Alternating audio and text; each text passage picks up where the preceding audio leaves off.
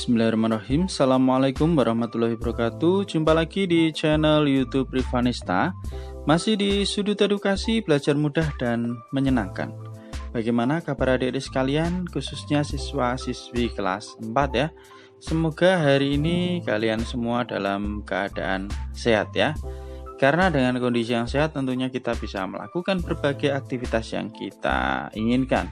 Dan dengan keadaan yang sehat pula, pastinya kita bisa belajar bersama untuk membahas soal-soal dari buku penilaian Bu Pena untuk SD atau MI kelas 4 ya. Masih di jilid 4C, kali ini kita akan membahas latihan soal di tema 7 subtema 2 ya. Jadi untuk yang tema 7 subtema 1 sudah kita bahas semua ya. Demikian juga untuk tema 6 ya. Sudah kita bahas semuanya, jadi mungkin yang ketinggalan bisa dicek di playlist ya, Bu Pena kelas 4. Oke, langsung saja kita menuju ke soal tema 7 subtema 2 atau latihan soal tema 7 subtema 2 ya. Oke, untuk yang pertama ini ada muatan bahasa Indonesia ya, KD 3.7. Nomor 1. Makna kata budaya dapat dicari dan ditemukan di, jawabannya adalah KBBI atau Kamus Besar Bahasa Indonesia. Nomor 1 jawabannya adalah yang A ya Dedek. Kemudian nomor 2, makna kata keragaman yang tepat adalah, ya keragaman itu artinya adalah hal yang beragam ya. Jawabannya yang A. Nomor 3, bacalah paragraf berikut. Oke ya, kita baca ya. Ini karena sedikit ya. Reog Ponorogo merupakan kesenian khas Ponorogo, Jawa Timur. Tarian ini dipentaskan dalam beberapa acara seperti pernikahan, khitanan, dan peringatan hari-hari besar nasional. Seni Reog Ponorogo terdiri atas beberapa rangkaian yaitu 2-3 tarian pembukaan. Informasi penting yang terdapat pada paragraf tersebut adalah, oke, di sini sudah saya tuliskan ya adik-adik untuk yang soal nomor 3. Informasi pentingnya apa di sini? Oke, ya di sini jawabannya adalah Reog Ponorogo merupakan kesenian khas Ponorogo, Jawa Timur. Itu untuk yang nomor 3 ya. Kalau terlalu cepat mungkin bisa di pause dulu ya adik-adik ya. Ini sekalian nomor 4 dan juga nomor 5 ya. Oke, ya nomor 4 dulu ya, 3 sama 4. Oke, kita lanjut ke nomor 4 ya. Saya bacakan dulu soalnya. Salah satu hal penting yang harus dilakukan untuk menjelaskan informasi penting dalam teks adalah, oke, untuk yang nomor 4 jawabannya ini ya. Membaca teks dengan seksama, kemudian mencari makna kata sulit dalam teks ya. Bisa di pause terlebih dahulu ya Dedek kalau terlalu cepat. Oke, kita lanjut ke soal nomor 5. Bacalah teks berikutnya. Ini karena agak panjang ya. Silakan adik-adik bisa dibaca sendiri ya. Ya, ini. Kemudian langsung saja ke soalnya. Tuliskan ide pokok dan ringkasan paragraf tersebut. Nah, ini sudah saya tuliskan ya.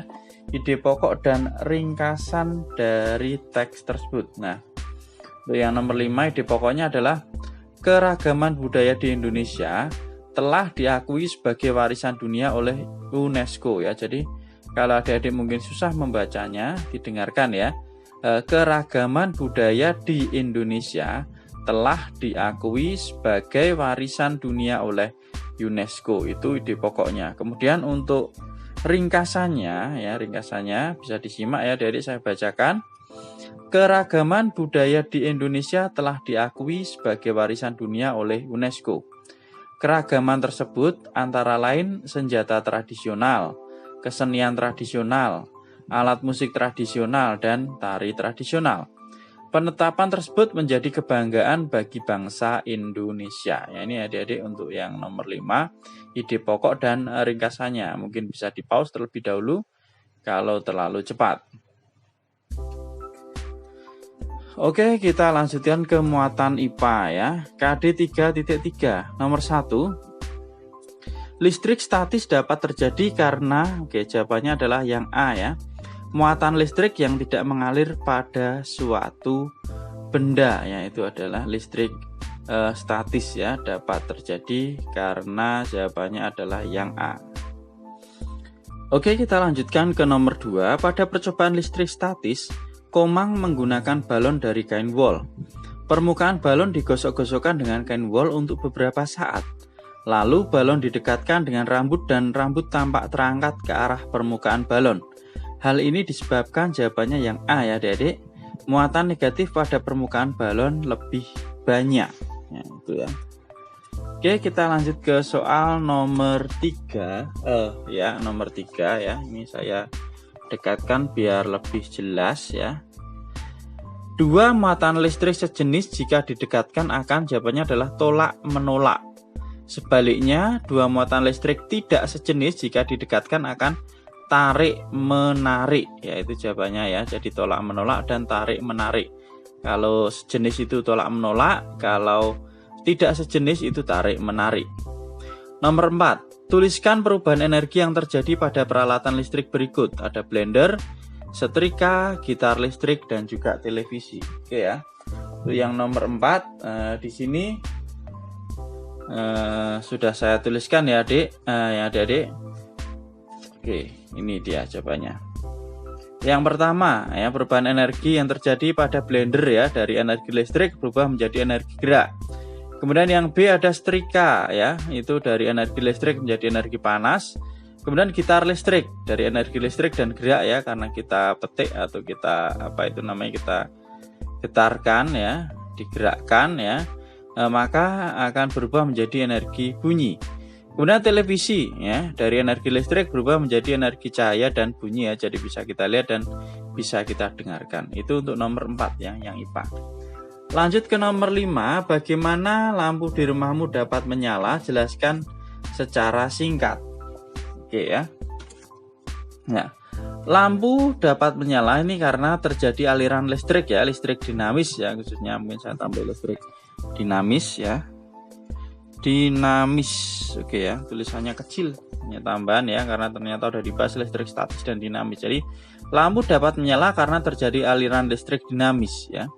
Energi listrik mengalir dari kutub positif ke kutub negatif melewati lampu sehingga lampu menyala ya. Itu untuk nomor 5 ya, bisa di pause dulu adik-adik kalau terlalu cepat ya. Oke, kita lanjut ke muatan SPDP. Muatan SPDP nomor 1. Skema berikut yang menunjukkan penari bergerak melalui garis horizontal adalah ini vertikal, ini diagonal ya, ini zigzag, berarti horizontalnya adalah yang C. Nomor 2, perhatikan pola lantai berikut untuk menjawab soal nomor 2 dan 3. Ini bentuknya segitiga ya adik-adik. Oke, untuk nomor 2 pertanyaannya, formasi penari pada gambar membentuk pola lantai ya, jawabannya segitiga yang A. Kemudian nomor 3, pola lantai dapat dilakukan jika tarian tersebut dilakukan secara, jawabannya adalah berkelompok ya. Kemudian nomor 4, buatlah skema pola lantai dari gerak yang dilalui penari dengan ketentuan berikut. A. Penari bergerak membentuk garis diagonal ke arah depan.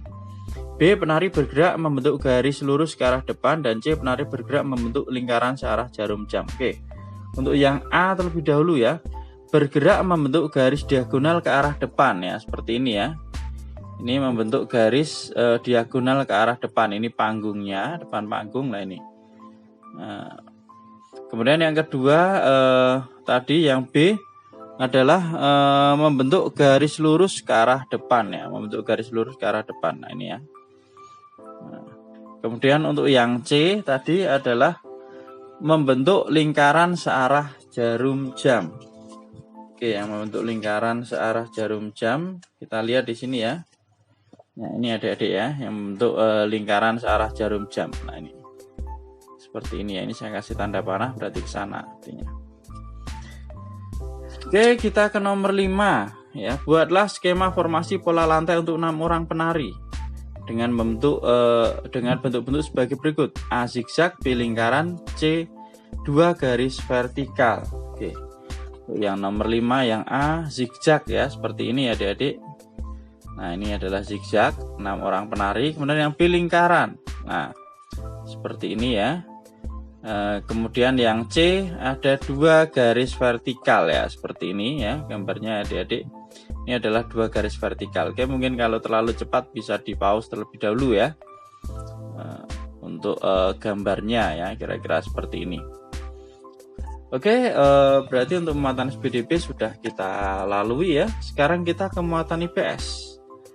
Nama rumah adat dan asal daerah pada gambar berikut adalah, ini adalah rumah Huna ya. Huna itu adalah rumah adat Papua ya. Kemudian kita ke nomor berikutnya ya, soal berikutnya ini ada nomor 2, rumah adat dan asal provinsinya yang tepat ya. Jawabannya yang paling tepat adalah yang B, yaitu rumah Lamin dari Kalimantan Timur ya. Jawabannya nomor 2 adalah yang B. Nomor 3, rumah adat suatu daerah disesuaikan dengan aktivitas atau kegiatan masyarakatnya ya.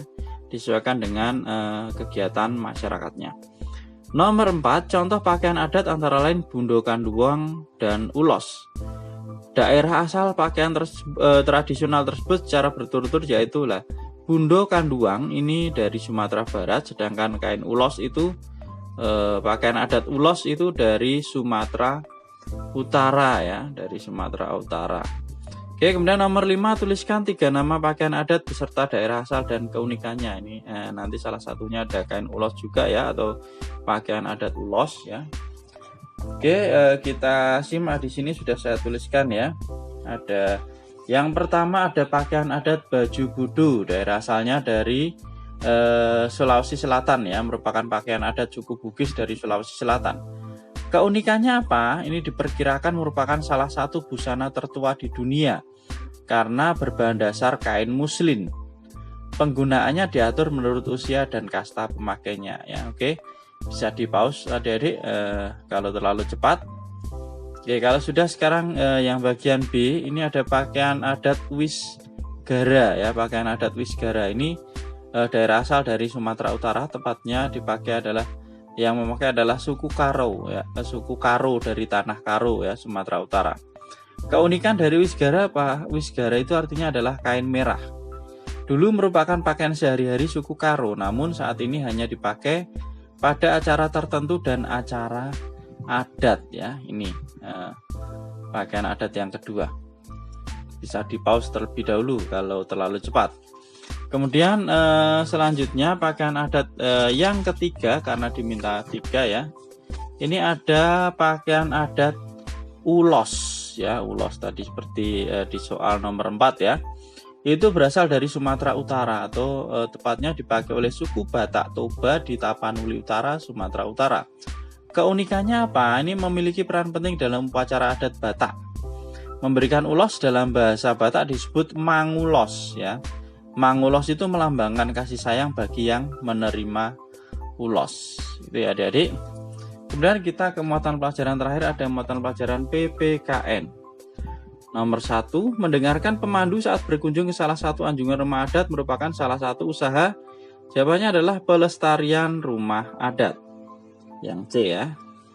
Kemudian nomor 2, perhatikan aktivitas yang menunjukkan pelestarian rumah adat berikutnya. Ini jawabannya adalah yang A, memperkenalkan rumah adat daerah asal kepada teman. Nomor 3, bangga menggunakan kebaya pada perikatan Hari Kartini merupakan salah satu usaha pelestarian. Ya, jawabannya adalah pelestarian pakaian adat ya. Kemudian nomor 4, contoh kegiatan yang menunjukkan usaha pelestarian tari adat adalah, oke, di sini contohnya adalah mempelajari gerakan tarian adat dan memperkenalkan kepada masyarakat melalui pementasan tari. Ya, itu nomor 4 ya. Kemudian nomor 5, nah ini panjang sekali ya soalnya. Kita baca saja. Saat melakukan study tour ke Taman Mini Indonesia Indah atau TMII, Made melihat temannya membuang sampah sisa makanan di sekitar anjungan rumah adat. Tindakan apa yang sebaiknya Made lakukan dalam upaya pelestarian rumah adat? Apa yang akan terjadi jika Made mengabaikan sampah tersebut? Oke, di sini sudah saya tuliskan ya penjelasan jawaban dari soal tersebut ya. Jadi jawabannya adalah mengambil sampah milik temannya, lalu membuangnya ke tempat sampah. Kemudian Made membicarakan kepada temannya ya, bahaya membuang sampah sembarangan. Ini bukan membuat ya. Bahaya membuang ya. Bahaya membuang sampah sembarangan. Jika Made mengabaikan sampah, maka lingkungan anjungan tentunya akan menjadi kotor dan tidak sedap dipandang mata. Ini pertanyaan terakhir ya. Apa yang akan terjadi jika Made mengabaikan sampah tersebut? Nah, ini jawabannya adalah sampah. Jika Made mengabaikan sampah, maka lingkungan anjungan akan menjadi kotor dan tidak sedap dipandang mata, bahkan bisa menjadi bau ya.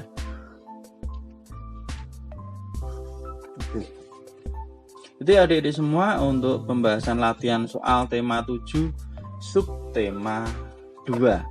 Oke, terima kasih sudah meluangkan waktu untuk belajar bersama. Mohon maaf apabila ada kekurangan. Silahkan pertanyaan atau saran bisa dituliskan di kolom komentar. Dan yang merasa masih ketinggalan untuk pembahasan soal kami yang sebelumnya bisa dicek di playlist Bu Pena kelas 4 ya. Jangan lupa untuk terus berdoa agar diberikan kemudahan dan kelancaran ya adik-adik semua dalam belajar ataupun dalam mengerjakan soal. Dan saya akhiri, assalamualaikum warahmatullahi wabarakatuh.